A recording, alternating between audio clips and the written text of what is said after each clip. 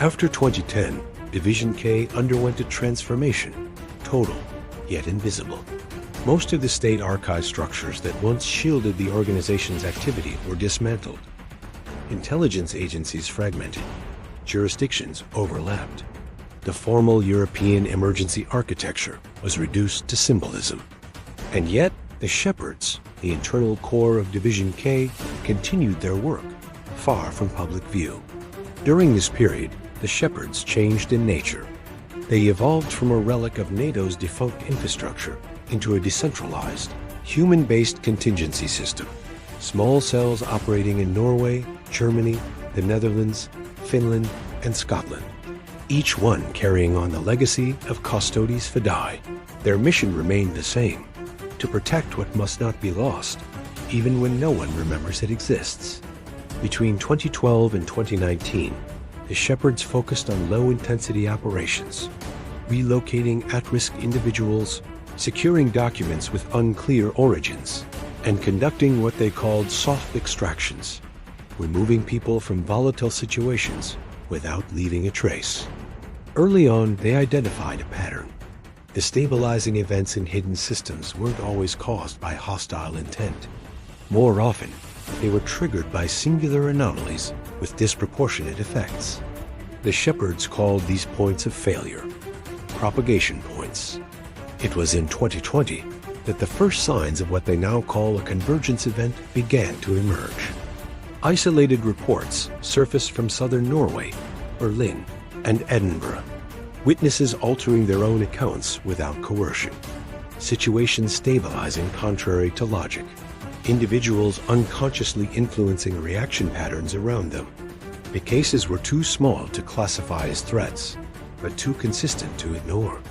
The Shepherds chose passive monitoring, but the pattern itself did not remain passive. By early 2026, 3 separate Shepherd cells experienced simultaneous information breaches. Field logs were fragmented. Timestamps drifted. Operational movements began to loop, as if events were re-emerging in new variations. At first, it was treated as an external attack, but the analysis revealed no enemy actor. Only one variable remained consistent, one individual seen on the periphery of nearly every anomaly.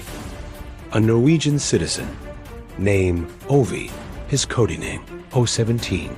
The Shepherds flagged him as a potential propagation point, a person who, unknowingly, causes structural changes within small systems.